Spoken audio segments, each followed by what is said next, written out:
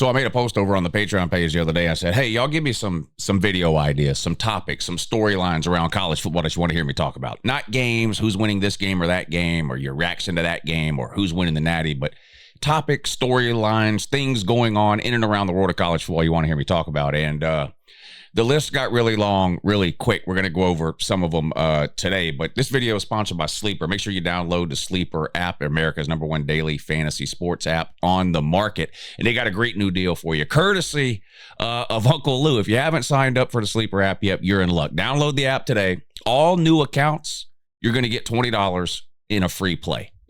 You don't have to make a deposit. You don't have to give them your credit card. You don't have to do anything. Just download the app, create a new account, use promo code Lou, L-O-U, and I'm going to put $20 in there for you. You're going to get $20 to make a free play over on Sleeper. That's in addition to the ongoing bonus they've had, the 100% match on your first deposit up to $100. So if you do decide to deposit some money up there, if you deposit $100, they're going to give you another $100. You deposit $50, they're going to give you another $50. But download the app today, a free $20 play courtesy of Uncle Lou. All right, let's get to this video now. Like I mentioned, the list got really long, really quick. And you guys know I can be long-winded. So I've decided to implement the timer rule on this video here. We've got the 15-minute timer. I'm going to count it down here in a second. And I'm going to go through as many of these as I can in 15 minutes. And then if I need to make a second video, we'll go from there. But here we go. 3, 2, 1, 15 minutes. Let's do it. All right. TR, some people on Patreon, it's their actual name as opposed to their YouTube name, and some people don't like that. So I'm just going to do initials here. So TR says, the Dabo Clemson decline and the continued denial of the evolving data. There's an ESPN article drawing a clear comparison between him and Mike Gundy. Has Dabo become the villain in his own story? I understand the comparisons between Clemson and Dabo Swinney and Oklahoma State and Mike Gundy. I've talked a little bit about this already. I think both of those programs did fail to adapt early, quickly enough, and sort of wholeheartedly enough into the whole transfer portal, NIL, rev share system that college football has become now. And I think both of those programs suffered because of that. I don't put Dabo and Gundy in exactly the same boat for a couple of reasons. Dabo has had way more success than Mike Gundy. It's really not even close. Gundy had some good years at Oklahoma State. Dabo has 2 natties, and as irritating as it was for him to give that press conference a couple of weeks ago when he rattled off his list of achievements, it is pretty impressive. Playoffs 7 of the last 10 years, won the conference 8 of the last 10 years, 2 national championships. The biggest difference to me between the two is that I fully believe that Dabo still loves college football and wants to be a part of it, wants to be a head coach, enjoys his job, all of that. When I've watched Mike Gundy the last 3 or 4 years, he's looked like a guy that didn't even want to be there. Now, maybe that's because of the changes that have happened with college football and his sort of principled stance against some of those things. To me, that's not quite the same as Dabo. Dabo is just like, well, I won natties doing it that way. I should still be able to win natties doing it that way. And it's just turned out that he was wrong in that.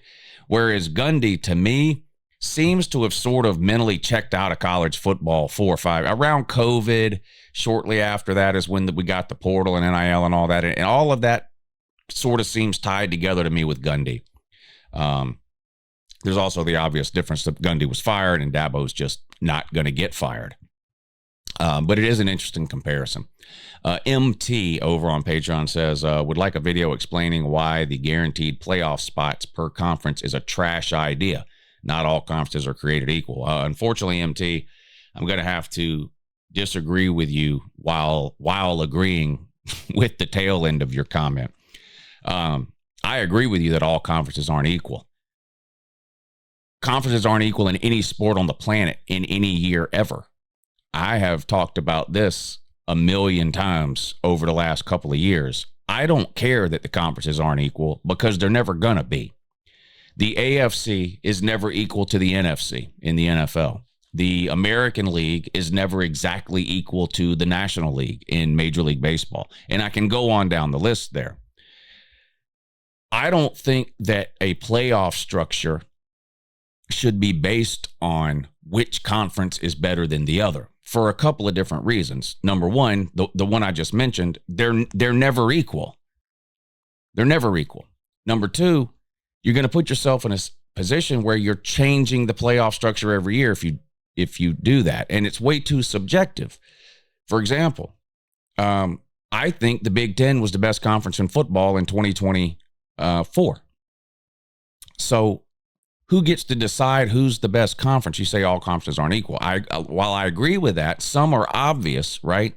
The Big Ten is better than the Big 12. I don't think you'll get very much pushback on that, even from people within the Big 12. But when you get down to Big Ten SEC, there's massive disagreement because there's so much subjectivity involved. How do you judge the best conference? Is it the best 5 teams in the league versus the best 5 teams in the other league? Is it the bottom 5 versus the other league's bottom 5? Is it head-to-head ranking? What is it? I am actually in favor of guaranteed playoff spots. The same number of guaranteed playoff spots for every conference, not just the SEC or the Big Ten, but all 4 of what we refer to as the Power 4 conferences. There's another question, I think, along these same lines later. But I made a video in the offseason, I think it was close to an hour long, where I outlined in detail everything I would do if I was solely in charge of college football. And a large portion of that video was made up of the playoff structure. And I would separate the group of 5 from the Power 4. It's clearly not the same level of football. Your South Floridas and your Boise States, can they beat a top 10 team every once in a while? Yes. Can South Florida or Boise State ever make the playoff and beat 4 top 10 teams in a row to win a natty? No, it'll never happen. My argument isn't that giving the group of 5 a playoff spot takes a spot away from a Power 4 team. That's not my argument. My argument is it's unfair to the group of 5 teams, all of them, all 70 of them, or however many there are now. They have no shot of ever winning a natty. And the best case scenario is that one of those 70 teams gets a chance to lose in the postseason. I think they should have their own playoff. With the 4 conferences that are left, I think they should be capped at 20 teams. You wouldn't be required to have 20, but 20 would be the cap in any given year of number of teams you could have in your conference, 4 conferences of 20 teams each. And I would allow each conference to designate 4 teams to send to the postseason. How those conferences determine those 4 teams is up to those conferences. If they want to just play a 12-game regular season and then take the 4 teams at the top of that conference's standings and send those to the playoffs, send them. If they want to have a mini conference tournament a 2-week tournament at the end of the season to determine the best 4 teams, do that. Doesn't matter. But each conference independently on their own will designate 4 teams to send to the college football playoff. The SEC sends 4, the ACC sends 4, the Big 12 sends 4, the Big 10 sends 4. My recommendation on how to do that would be to take the top 6 teams from each conference. Team number 1 and team number 2 automatically get into the playoff. Teams 3, 4, 5, and 6 play each other on what now we refer to as Conference Championship Saturday. So I would take team 3 in the SEC. They would play team 6 in the SEC. I would take team 4, and they would play team 5. The 2 winners would join the other 2, and that would be the 4 teams from the SEC that made the playoffs. What that means is at the end of the regular season, if you're in the top 6 of your conference, you've got a chance to make the playoffs. If you finish 7th in your own conference, with all due respect, sir, I don't give a fuck if the 7th best team in the SEC is better than the 4th best team in the ACC. I don't care. Don't be 7th in your own conference. If you finish 7th and you want to complain that, I don't get a shot at the playoffs and we're better than the 4th best team from the ACC, I don't care. I honestly don't care if anybody would think that.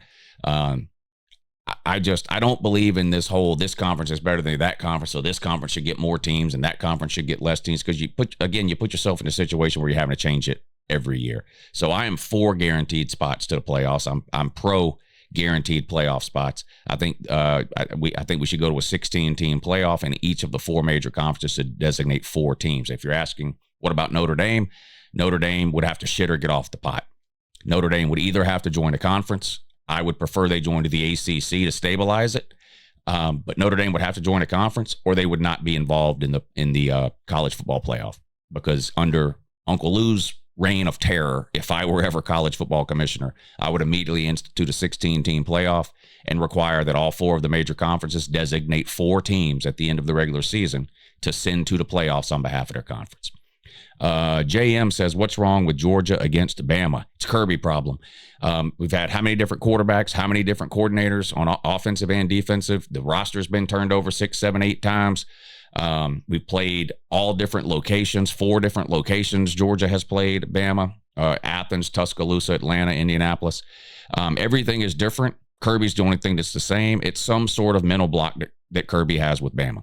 I don't know if he puts too much pressure on himself for that game, if he puts too much pressure on the players, if he overthinks it, too much pressure on the staff.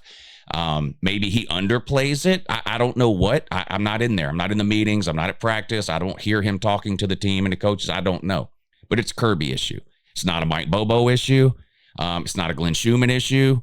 It's not a Gunnar Stockton issue. It's not a we can't sack the quarterback issue, because we lose to Bama every year, whether we have those people there and those problems or not. Todd Monken, who everybody just can't let go, was 1-2 against Bama. He beat them once in 3 tries. Now, that's great considering no other coordinators beat him at all, but it's not like Monken showed up and just solved the Alabama riddle. He lost to Bama twice before he ever beat them. Lost to him in 2020 in the regular season, 2021 in the SEC championship game, before beating them in the 2021 national championship game. In 2022, he was still there, but Georgia didn't play Bama that year. Went 15-0, but never played Bama. So it's a Kirby issue. That to me, it's that simple. I don't know. I can't pinpoint the issue, but it's a Kirby problem in my mind. It's a Kirby problem.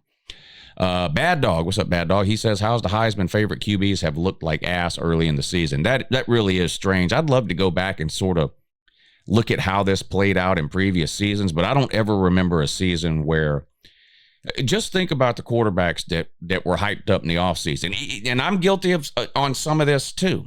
Cade Klubnik, Heisman favorite heading into the season. Clemson, top 5 team on everybody's Heisman list. The guy's a garbage can. Nussmeier at LSU, not any good. DJ Lagway at Florida, horrible. Arch Manning, horrible. Drew Aller at Penn State, looks worse than he looked 2 years ago. And then you look around at the high-level quarterback play and who is being mentioned now in terms of Heismans and things like that is people like Ty Simpson at Alabama is playing at a really high level. The quarterback at Baylor, Sawyer Robertson, now they're probably going to lose too many games, but he's playing at a high level. Even Joey Aguilar, G5 Joey at Tennessee, nobody gave this guy a chance. He's one of the best quarterbacks in the SEC. The Blake Shapen at Mississippi State is better than any of those Heisman favorite QBs that were pushed in the offseason. It's very, very strange. It's not unusual to have one fade off or two, but to have all of basically what we were told were going to be the top 4 or 5 quarterbacks in college football. Not only are they not the top 4 or 5, the majority of them aren't any good at all. RR says, how screwed is Southern Cal? We're down bad. Lincoln Riley's never going to have a good defense. 2 weeks ago, I watched them for the first time against Michigan State. They gave up 31 points, and I told you 10 minutes into that game, I saw all I needed to see. It's the same defense we've seen every year in the Lincoln Riley, and then they go on the road this past week to Illinois and lose. Why? They take the lead with under 2 minutes to go by kicking a field goal. They kick the ball back off to Illinois. Illinois has the ball on their own 20-yard line with 1:55 to go. All Southern Cal's got to do is stop them one time to win the game. Illinois drives right down the field, 8 plays, 55 yards, game-winning field goal. I mean, it's just the same thing. It's almost not even funny anymore. You just have to expect it from this point with at this point with Lincoln Riley. MB says, what are your thoughts on how the ACC in-game review went? If y'all don't know what he's talking about, when you watch games, ACC games on ESPN or the ACC network, they have cameras now in, I think it's Charlotte, where the ACC offices are, where the reviews are actually done. And you get to hear the conversation that goes on in the replay room You get to, it shows they're watching the plays, they're discussing the plays, and then whatever their decision is, they talk through the decision, and then you hear them talking to the referee back wherever the game is being played. I like it. Like with most things, I think more transparency is better than less transparency.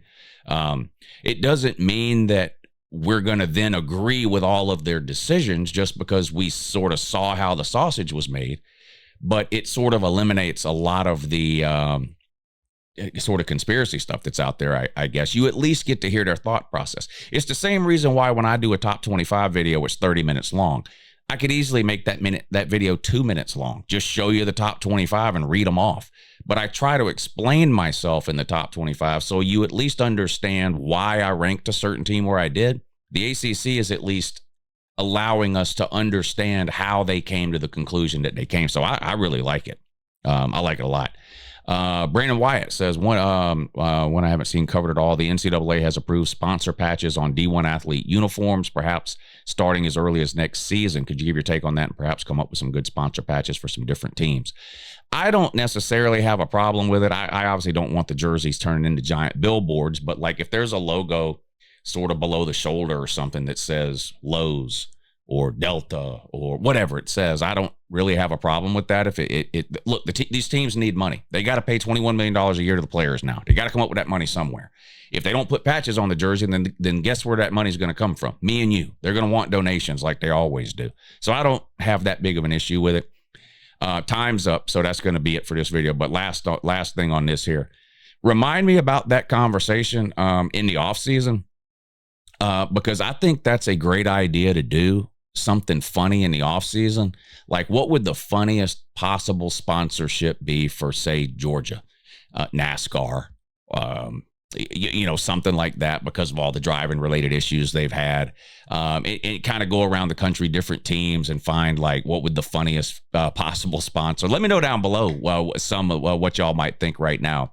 Some funny sort of ironic sponsorship ideas for some of these teams. But in the offseason, that would be, I don't really have enough time to devote to something like that during the season, but I'd really like to sit down and make out a list of 15 or 20 teams and come up with some funny sponsor ideas. That's a great idea for the offseason. So Brandon, help me remember that. March, April, we're sitting around with nothing really to talk about. That's a great idea. All right, there's a bunch more on there. If y'all liked this video, hit the thumbs up. Let me know in the comments down below if you liked it, and I can return to this maybe once a week, maybe twice a week, something like that. Anyway, appreciate you watching. Have a good morning.